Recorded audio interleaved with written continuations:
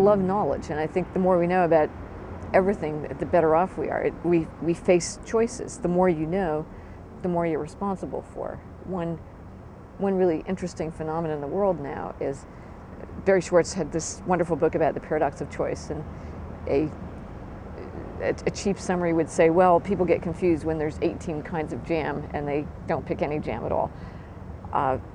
But people also get confused when they know about 18 countries where orphans are starving, evil dictators are killing people, and instead of, in the old days, you could find one orphanage in your own town and you could do good for these kids, but now if you know about crime and pestilence and disaster all over the world, you just get overwhelmed and you don't do anything at all. So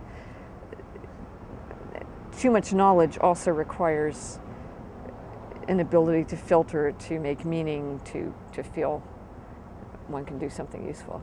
In the beginning, computers and information were mostly about abstract information. People typed stuff into the computer and they got answers out. And now computers are out there in the real world. They are communicating with one another. They're checking our blood pressure. They're not waiting for us to type stuff in.